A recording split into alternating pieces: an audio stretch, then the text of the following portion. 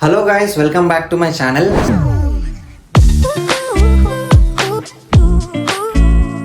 So ಕಳೆದ ವಿಡಿಯೋದಲ್ಲಿ ನಾನು ವರ್ಕ್ ಲೈಫ್ ಬ್ಯಾಲೆನ್ಸ್ ಮಾಡಿಕೊಂಡು ಫಿಟ್ನೆಸ್ ಯಾವ ಥರ ಮಾಡ್ಕೋಬೇಕು, ಫಿಟ್ನೆಸ್ ಇಂಪಾರ್ಟೆಂಟಾ, ಸೊ ಫಿಟ್ಟಾಗಿದ್ದರೆ ಏನೇನು ಯೂಸಸ್ ಇದೆ ಅಂತ ನಾನು ಕಳೆದ ವಿಡಿಯೋದಲ್ಲಿ ಹೇಳಿದ್ದೆ. ಸೊ ಇವತ್ತಿನ ವಿಡಿಯೋದಲ್ಲಿ ವೆರಿ ಇಂಪಾರ್ಟೆಂಟ್ ವಿಡಿಯೋ, ಯಾಕಂದರೆ ತುಂಬ ಜನಕ್ಕೆ ಪ್ರೋಟೀನ್ ಯೂಸಸ್ ಇದೆಯಾ, ಪ್ರೋಟೀನ್ ಇಂಪಾರ್ಟೆಂಟಾ, ತೊಗೋಬೇಕಾ ಅಂತ ತುಂಬ ಜನ ಕ್ವಶನ್ ಕೇಳ್ತಿದ್ದಾರೆ. ಸೊ ಅದನ್ನ ನನ್ನ ಮೈಂಡ್ ಏನಂತಂದರೆ, ಯೂಟ್ಯೂಬ್ ವೀಡಿಯೋದಲ್ಲಿ ಯಾರು ಕ್ವಶನ್ ಅಲ್ಲ, ಬಟ್ ನಾನು ಕಮ್ಯುನಿಕೇಟ್ ಮಾಡಬೇಕಾದ್ರೆ ತುಂಬ ಜನ ಕೇಳೋದು ಎಷ್ಟು ಪ್ರೋಟೀನ್ ತೊಗೋಬೇಕು ಏನು ಅಂತ. ಸೊ ಅದಕ್ಕೆ ನಾನು ಇವತ್ತು ಜನರಲ್ ಪರ್ಪಸ್ ಆಗಿ ಎಷ್ಟು ಬಾಡಿಗೆ ಎಷ್ಟು ಪ್ರೋಟೀನ್ ಬೇಕು, ಎಷ್ಟು ಕ್ಯಾಲರಿ ಬೇಕು, ಎಷ್ಟು ಫ್ಯಾಟ್ ಬೇಕು, ಎಷ್ಟು ಕಾರ್ಬ್ಸ್ ಬೇಕು ಮತ್ತು ಎಷ್ಟು ಫೈಬರ್ ಬೇಕು ಅಂತ ಈ ವಿಡಿಯೋದಲ್ಲಿ ಹೇಳ್ತೀನಿ. ಯಾಕಂದರೆ ಸೊ ತುಂಬ ಜನಕ್ಕೆ ಗೊತ್ತು, ಸೊ ಏನು ಅಂತ ಅಂದರೆ ಇಂಡಿಯನ್ ಫುಡ್ಡಲ್ಲಿ ನಾವು ಕರೆಕ್ಟಾಗಿ ಪ್ರೋಟೀನ್ನ ಇಟ್ ಮಾಡ್ತಾ ಇದ್ದೀವಾ, ಸೊ ಅದು ಒಂದು ಕ್ವಶನ್ ಮಾರ್ಕ್ ಆಗಿ ಉಳ್ಕೊಬಿಟ್ಟಿದೆ. ಸೊ ಆ ಕ್ವಶನ್ಗೆ ಇವತ್ತು ಆನ್ಸರ್ ಕೊಡ್ತೀನಿ. ಸೊ ಇನ್ನೂ ನಮ್ಮ ಚಾನಲ್ನ ಸಬ್ಸ್ಕ್ರೈಬ್ ಮಾಡಿಲ್ಲ ಅಂದರೆ ಸಬ್ಸ್ಕ್ರೈಬ್ ಮಾಡ್ಕೊಳ್ಳಿ ಅಂತ ಹೇಳ್ತಾ welcome back to my channel. So ಇವತ್ತು ಫಸ್ಟ್ ಇಂಪಾರ್ಟೆಂಟ್ ಪಾರ್ಟ್ ಏನಂತಂದರೆ, ಪ್ರೋಟೀನ್ ನಮಗೆ ಬೇಕಾ, ಸೊ ಪ್ರೋಟೀನ್ ಅನ್ನೋದು ನಮಗೆ ರಿಯಲಿ ಬೇಕಾ. ಆ್ಯಂಡ್ ಈ ವಿಡಿಯೋ ಇಬ್ಬರಿಗೂ ಕೂಡ, ಸೊ ಫೀಮೇಲ್ಗೂ ಕೂಡ ಮೇಲ್ಗೂ ಕೂಡ, ಸೊ ಅಂದರೆ ಹುಡುಗಿರ್ಗೂ ಕೂಡ ಹುಡುಗರಿಗೂ ಕೂಡ ಕಂಪೇರ್ ಮಾಡಿ ಹೇಳ್ತಾ ಇರೋದು. ಸೊ ಇಬ್ಬರು ವಿಡಿಯೋ ನೋಡಿ, ವಿಡಿಯೋ ಇಷ್ಟ ಆಗಿದ್ರೆ ಲೈಕ್ ಮಾಡಿ, ಓಕೆನಾ. ಸೊ ಕಮೆಂಟ್ ಸೆಕ್ಷನಲ್ಲಿ ಕಮೆಂಟ್ ಮಾಡಿ, ಏನಾದರೂ ಕ್ವಶನ್ಸ್ ಇದ್ರೆ ನಾನು ರಿಪ್ಲೈ ಮಾಡ್ತೀನಿ ಖಂಡಿತ. ಫಸ್ಟ್ ನನ್ನ ಕ್ವಶನ್ ಏನಂತಂದರೆ, ಪ್ರೋಟೀನ್ ಬಗ್ಗೆ ಲಾಸ್ಟಲ್ಲಿ ಮಾತಾಡೋದಾ.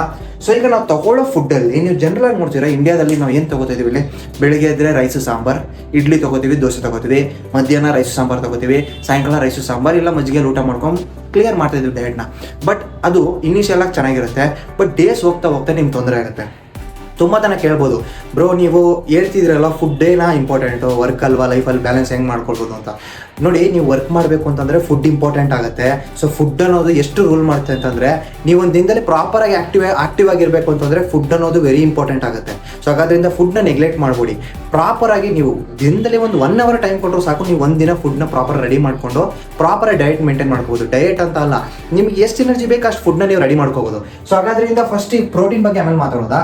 ಫಸ್ಟ್ ನಮ್ಮ ಮೈಂಡಲ್ಲಿ ಕ್ಯಾಲರೀಸ್. ಸೊ ಈಗ ಒಂದು ನಾರ್ಮಲ್ ಫೀಮೇಲ್ಗೆ ಎಷ್ಟು ಕ್ಯಾಲರೀಸ್ ಬೇಕು, 1600 ಇಂದ 2400 ಕ್ಯಾಲರೀಸ್ ಇದ್ರೆ ಒಂದು ಡೇನ ಆಕ್ಟಿವಿಟಿ ಪ್ರಾಪರ್ ಆಗಿ ಯಾವುದೇ ಸಿಕ್ಕಿಲ್ದೇ ಪ್ರಾಪರ್ ಆಗಿ ನಡೆಸ್ಬೋದು, ಓಕೆನಾ.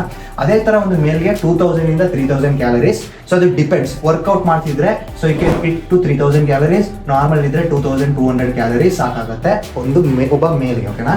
ಸೊ ಫ್ಯಾಟ್ ಬಂದು, ಯಾಕೆ ಫ್ಯಾಟು ಬ್ರೋ, ತುಂಬಾ ಜನ ಹೇಳ್ತಾರೆ ಫ್ಯಾಟ್ ಇದ್ರೆ ಬಾಡಿ ಫ್ಯಾಟ್ ಇದ್ರೆ ತುಂಬಾ ಡೇಂಜರ್ ಅಂತಲ್ಲ, ಸೊ ಹಾರ್ಟ್ ರಿಲೇಟೆಡ್ ಇಶ್ಯೂಸ್ ಬರುತ್ತೆ, ಆ ಥರ ಫ್ಯಾಟ್ ಹೇಳ್ತಿಲ್ಲ ನಾನು. ಗುಡ್ ಫ್ಯಾಟ್ ಇದು.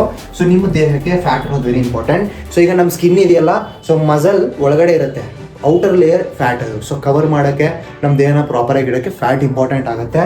So fat, good fat important. So ಫೀಮೇಲ್ಗಾದರೆ 44 ಗ್ರಾಮ್ಸಿಂದ 78 ಗ್ರಾಮ್ಸ್ ಇರಬೇಕು, ಮೇಲ್ಗೂ 44 ಗ್ರಾಮಿಂದ 78 ಗ್ರಾಮ್ಸ್. ಸೊ ಇನ್ನು ಕಾರ್ಬ್ಸ್. ಸೊ ಕಾರ್ಬೋಹೈಡ್ರೇಟ್ಸ್ ಎಷ್ಟಿರಬೇಕು. ಸೊ ಕಾರ್ಬೋಹೈಡ್ರೇಟ್ಸ್ ಇಂಡಿಯನ್ ಫುಡ್ಡಲ್ಲಿ ತುಂಬ ಇದೆ, ಅದ್ರ ಬಗ್ಗೆ ನೆಕ್ಸ್ಟ್ ಮಾತಾಡ್ತೀನಿ. ಸೊ 2200 ಇಂದ 3500 ಕ್ಯಾಲರಿ ಗ್ರಾಮ್ಸ್, ಮತ್ತು ಸೇಮ್ ಫಾರ್ ಮೇಲ್ಗೂ ಕೂಡ ಸೇಮ್ 350 ಗ್ರಾಮ್ಸ್, ಓಕೆನಾ. Next fibre.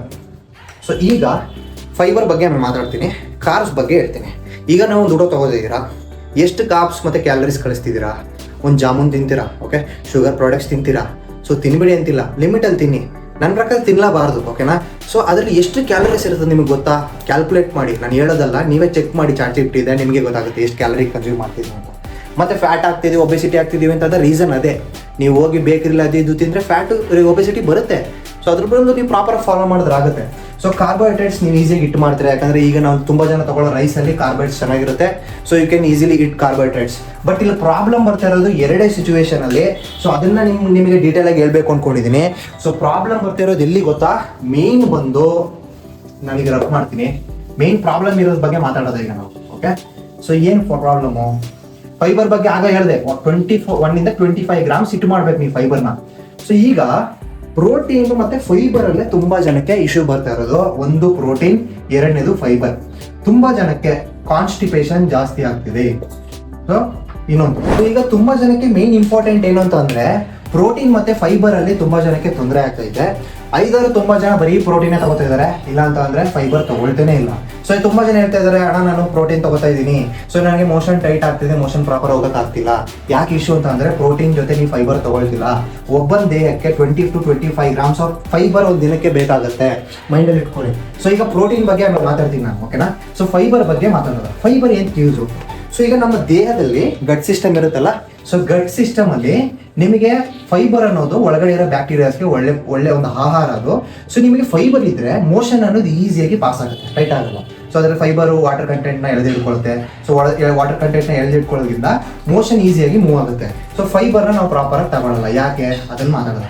ಈಗ ಪ್ರೋಟೀನ್ ಬಗ್ಗೆ ಮಾತಾಡ್ತೀನಿ. ಸೊ ನಮ್ಮ ದಿನಕ್ಕೆ ಎಷ್ಟು ಪ್ರೋಟೀನ್ ಬೇಕು? ಸೊ ನನ್ನ ಪರ್ಪಸ್ ಜನರಲ್ ಆಗಿ ನಾನು ವರ್ಕಿಂಗ್ ಇದ್ದೀನಿ, ಇಲ್ಲಾಂತಂದ್ರೆ ನಾನು ವರ್ಕೌಟ್ ಮಾಡಲ್ಲ, ನಾರ್ಮಲ್ ವಾಕ್ ಮಾಡ್ತೀನಿ ಅನ್ನೋರಿಗೆ 1 kg ಬಾಡಿ ವೇಟ್ಗೆ, ಓಕೆನಾ, 1 kg ಬಾಡಿ ವೇಟ್ಗೆ 1 gram of protein enough, more than enough, ಅದಕ್ಕಿಂತ ಜಾಸ್ತಿ ಬೇಡ, ಓಕೆನಾ. ಸೊ ಅಲ್ಲಿಗೆ ನೀವು 70 kg ಇದ್ರೆ ಇಂಟು 1 ಗ್ರಾಮ್ ಹಾಕೊಂಡ್ರೆ 70 gram of protein is more than enough per day ಒಬ್ಬನ ಬಾಡಿ, ಓಕೆನಾ. ಇದು ಸೊ ಈಗ ವರ್ಕೌಟ್ ಮಾಡ್ತಾ ಇದೀರಿ, ನಾನು ವರ್ಕೌಟ್ ಮಾಡ್ತಾ ಇದ್ದೀನಿ, ರನ್ನಿಂಗ್ ಇದೀನಿ ಅಂದ್ರೆ ರಿಕವರಿ ಸ್ವಲ್ಪ ಜಾಸ್ತಿ ಬೇಕಲ್ವಾ. ಸೊ ನೀವು 1.2 ಗ್ರಾಮ್ಸ್ ಇಂದ 1.6 ಗ್ರಾಮ್ಸ್ ತಗೊಳ್ಳಿ ನಿಮ್ಮ ಬಾಡಿ weight ಇಂಟು ಲೆಕ್ಕ ಹಾಕೊಂಡ್ರೆ. ಸೊ ಪ್ರೋಟೀನ್ ಅಷ್ಟು intake is more than enough. So ನಿಮ್ ಪ್ರೋಟೀನ್ ಅದು ಸಾಕಾಗುತ್ತೆ. ಸೊ ಈಗ ಪ್ರೋಟೀನ್ ಇಂಟೇಕ್ ಎಲ್ಲಿ ತಗೋಬೇಕು, ಯಾವ ಫುಡ್ಸ್ ಅಲ್ಲಿ ಇದೆ ಅಂತ ನೆಕ್ಸ್ಟ್ ಮಾತಾಡ್ತೀನಿ. ಸೊ ತುಂಬಾ ಜನ ಏನ್ ಮಾಡ್ತಾರೆ, ಬರೀ ಪ್ರೋಟೀನೇ ತಗೊಳ್ಳೋದು. ಚಿಕನ್ ತಗೊಂಡ್ರೆ ಬರೀ ಚಿಕನ್ ತಿಂತೀರಾ, ಮೊಟ್ಟೆ ತಗೊಂಡ್ರೆ ಮೊಟ್ಟೆನೇ ತಿಂತೀರಾ, ಸೊ ಮಟನ್ ತಗೊಂಡ್ರೆ ಮಟನ್ನೇ ತಿಂತೀರಾ. ನಾನ್ ವೆಜ್ ಅವ್ರು ಮಾತಾಡ್ತಾ ಇದ್ದೀನಿ, ವೆಜ್ ಅವ್ರಿಗೆ ಆಮೇಲೆ ಮಾತಾಡೋದು. ಸೊ ಜೊತೆಗೆ ಫೈಬರ್ ಆ್ಯಡ್ ಮಾಡ್ಕೋಬೇಕು. ಫೈಬರ್ ಇದ್ರೆ ನಿಮಗೆ ಈ ರಿಲೇಟೆಡ್ ಇಶ್ಯೂಸ್ ಬರಲ್ಲ. ಯಾಕಂದ್ರೆ ನಿಮಗೆ ನಾನ್ ವೆಜ್ ಅಲ್ಲಿ ಫೈಬರ್ ಝೀರೋ, ನಾನ್ ವೆಜ್ ಅಲ್ಲಿ ಫೈಬರ್ ಇರಲ್ಲ. ಸೊ ನೀವು ಅದನ್ನ ಪುಟ್ ಆನ್ ಆಡ್ ಆನ್ ಮಾಡ್ಬೇಕಂತಂದ್ರೆ ಫೈಬರ್ ಆ್ಯಡ್ ಮಾಡ್ಕೋಬೇಕು. ಈ ಫುಡ್ಸ್ ನಾನು ಹೇಳ್ತೀನಿ, ಫೈಬರ್ ರಿಲೇಟೆಡ್ ಫುಡ್ಸ್ ಎಲ್ಲೆಲ್ಲಿ ಇರುತ್ತೆ, ಎಲ್ಲಿ ಸಿಗುತ್ತೆ ಅಂತ. ಬಟ್ ನಿಮಗೆ ಮೇನ್ ಕ್ಲಾರಿಟಿ ಅರ್ಥ ಆಯ್ತಾ? ಬರೀ ಪ್ರೋಟೀನ್ ತಗೊಂಡ್ರೆ ತುಂಬಾ ಜನಕ್ಕೆ ಕಾನ್ಸ್ಟಿಪೇಷನ್ ಇಶ್ಯೂ ಬರ್ತಿದೆ, ಚಿಕನ್ ತಿಂದ್ರೆ ಮೋಷನ್ ಟೈಟ್ ಆಗ್ತಿದೆ. ಸೊ ಈ ಇಶ್ಯೂಸ್ನ ಹ್ಯಾಂಡಲ್ ಮಾಡಬೇಕು ಅಂತಂದ್ರೆ ಪ್ರೋಟೀನ್ ವಿತ್ ಫೈಬರ್ ಎರಡನ್ನೂ ಮಿಕ್ಸ್ ಮಾಡಿ ತಗೊಳ್ಳಿ. ಕಮೆಂಟ್ ಸೆಕ್ಷನ್ ಕಮೆಂಟ್ ಮಾಡಿ, ಓಕೆನಾ, ಆಮೇಲೆ ನಿಮ್ಗೆ ಅರ್ಥ ಆಗುತ್ತೆ. ಸೊ ಇದು ಪ್ರೋಟೀನ್ ಮತ್ತೆ ಫೈಬರ್ ರಿಲೇಟೆಡ್ ಇಶ್ಯೂಸ್ ಸಾಲ್ವ್ ಆಯ್ತು ಅನ್ಕೋತೀನಿ. ಸೊ ಪ್ರೋಟೀನ್ ಎಷ್ಟು ಇಂಟೇಕ್ ತಗೋಬೇಕು ಅನ್ನೋ ಮೈಂಡು ಆಯ್ತು. ಈಗ ನಮ್ಮ ಇಂಡಿಯನ್ ಫುಡ್ನ ತಗೊಳೋದ, ಓಕೆನಾ. ಸೊ ಒಂದು ಪ್ಲೇಟ್ ತಗೋತೀನಿ. ಸೊ ಪ್ಲೇಟಲ್ಲಿ ನಾವು ನಾರ್ಮಲ್ ಆಗಿ ಏನು ಮಾಡ್ತೀವಿ ಅಂತಂದ್ರೆ ಇದನ್ನ ಡಿವೈಡ್ ಮಾಡೋದ. ನಮ್ಮ ಇಂಡಿಯನ್ ಸಿಚುವೇಶನ್ ಹೆಂಗಿದೆ ಅಂತಂದ್ರೆ ಇದು ಫುಲ್ಲು ರೈಸ್ ಇರ್ತದೆ, ಓಕೆನಾ. ಇದು ಫುಲ್ಲು ರೈಸು, ಇದು ಫುಲ್ಲು ಸಾಂಬಾರ್, ಮುಗಿದೋಯ್ತು. ರೈಸು ಸಾಂಬಾರ್ ತಿನ್ಬಿಟ್ರೆ ಮುಗಿದೋಯ್ತು. ಸೊ ಇದನ್ನ ತಿಂದ್ರೆ ಪ್ರೋಟೀನ್ ಎಲ್ಲಿ ಬರುತ್ತೆ? ಓಕೆ, ನಿಮ್ಮ ಡೈಲಿ ರುಟೀನ್ ಇಟ್ ಮಾಡೋದ ನಾನು ಫಸ್ಟ್ ಹೇಳಿದ. ನ್ಯೂಟ್ರಿಷನ್ ಎಲ್ಲಿ? ಈಗ ಹೆಲ್ತ್ ರಿಲೇಟೆಡ್ ಇಶ್ಯೂಸ್ ಬರುತ್ತೆ ಅಂತಂದ್ರೆ ಇದೇ ಪ್ರಾಬ್ಲಮ್. ಸೊ ನನಗೆ ಬಾಡಿ ಸಿಕ್ ಆಗ್ತಿದೆ, ಎದ್ದ ತಕ್ಷಣ ಸುಸ್ತಾಗ್ತಿದೆ, ತಲೆನೋವು ಅಂತಂದ್ರೆ ನೀವು ಫುಡ್ನ ಪ್ರಾಪರ್ ಫಾಲೋ ಮಾಡ್ತಿಲ್ಲ ಅಂತಂದ್ರೆ ಬಾಡಿ ಯಾವ ತರ ಸಪೋರ್ಟ್ ಮಾಡುತ್ತೆ ಹೇಳ್ರಿ, ಅಲ್ವಾ? ಒಂದು ಗದ್ದೆಗೆ ನೀರು ಇಲ್ಲದೆ ಹೋದ್ರೆ, ಯೂರಿಯಾ ಇಲ್ಲದೆ ಹೋದ್ರೆ ಎಲ್ಲಿ ಬೆಳೆ ಬರುತ್ತೆ? ಅದೇ ತರ ದೇಹ ಕೂಡ ಅಷ್ಟೇ. ಸೊ ಹಾಗಾದ್ರಿಂದ ನಿಮ್ಮ ಪ್ರಾಪರ್ ಡಯಟ್ ಯಾವ ತರ ಇರಬೇಕು? ಇದೊಂದು ಪ್ಲೇಟ್ ಅನ್ಕೊಂಡ್ರೆ, ಸೊ ಪ್ಲೇಟ್ ಅಲ್ಲಿ ಇದು ಪ್ರೋಟೀನ್ ಇರಬೇಕು, ಇದು ಫೈಬರ್ ಇರಬೇಕು, ಇದು ಕಾರ್ಬ್ಸ್ ಇರಬೇಕು, ಇದು ಫ್ಯಾಟ್ ಇರಬೇಕು, ಓಕೆನಾ. ಸೊ ಅರ್ಥ ಆಯ್ತಾ? ಇನ್ನೇನು, ಇದು ಕ್ಯಾಲರಿ ಇರಬೇಕು. ಸೊ ಇದು ಪ್ರಾಪರ್ ಆಗಿದ್ರೆ ನಿಮಗೆ ಯಾವ್ದು ರಿಲೇಟೆಡ್ ಇಶ್ಯೂಸ್ ಬರಲ್ಲ. ಬಟ್ ಇದನ್ನ ಪ್ರಾಪರ್ ಆಗಿ ಇಂಡಿಯನ್ ಫುಡ್ ಅಲ್ಲಿ ಫಾಲೋ ಮಾಡ್ತಿಲ್ಲ. ಅದಕ್ಕೆ ತುಂಬಾ ಜನ ಇಂಡಿಯನ್ ಕಂಟ್ರಿ ಮೇಲೆ ಕೈ ತೋರಿಸಿ ಹೇಳ್ತಿದ್ದಾರೆ ಇಂಡಿಯಾಸ್ ಆರ್ ಬಿಲೋ ನ್ಯೂಟ್ರಿಷನ್ ಅಂತ. ಯಾಕೆ ಅಂತಂದ್ರೆ ಇದೇ ಇಶ್ಯೂ. ನಾವು ಚೇಂಜ್ ಆಗೋದ ಇವತ್ತಿಂದ. ಈ ವಿಡಿಯೋನ ನಿಮ್ಮ ಹತ್ರ ಬಂದಿದ್ದ ತುಂಬಾ ಜನ ಶೇರ್ ಮಾಡಿದ್ರೆ ಅವ್ರಿಗೂ ಅರ್ಥ ಆಗಲಿ. ನಾವು ದಿನ ತಗೊಳ್ಳೋ ಫುಡ್ಡಲ್ಲಿ ಯಾವ ಥರ ಪ್ರಾಬ್ಲಮ್ ಫೇಸ್ ಮಾಡ್ತಾ ಇದೀವಿ. ನಾರ್ಮಲ್ ಆಗಿ ತಿನ್ಕೊಂಡು ಹೋಗ್ಬಿಡ್ತಿದ್ದೀವಿ, ಒಂದಿನ 2 ದಿನ ಬಿಡಿ, ಡೈಲಿ ಫಾಲೋ ಮಾಡಿದ್ರೆ ಸೊ ಅರ್ಥ ಮಾಡ್ಕೊಳ್ಳಿ.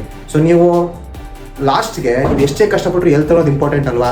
ಸೊ ಹೆಲ್ತಿಯಾಗಿದ್ರೆ ಲೈಫ್ ಚೆನ್ನಾಗಿರುತ್ತೆ. ಸೊ ಅದರಿಂದ ಯೋಚನೆ ಮಾಡಿ ಪ್ರಾಪರ್ ಡಯಟ್ ತಗೊಳ್ಳಿ, ಆರಾಮಾಗಿರ್ತೀರಾ. ಸೊ ತುಂಬಾ ಜನಕ್ಕೆ ಡಯಟ್ ಅಂತಂದ್ರೆ ಏನು ಬರೀ ತಿಂತಾನೆ ಇರ್ತಾನೆ, ಬೇರೆದಂತಲ್ಲ. ಡಯಟ್ ಅಂದ್ರೆ ಅದೊಂದು ಎಜುಕೇಶನ್, ಓಕೆನಾ. ಸೊ ಲೈಫ್ ಯಾವ ತರ ನೀವು ಲೀಡ್ ಮಾಡ್ತೀರಾ, ಹೆಲ್ತ್ ಕೂಡ ಅದೇ ತರ ತಗೊಂಡು ಹೋಗ್ಬೇಕು.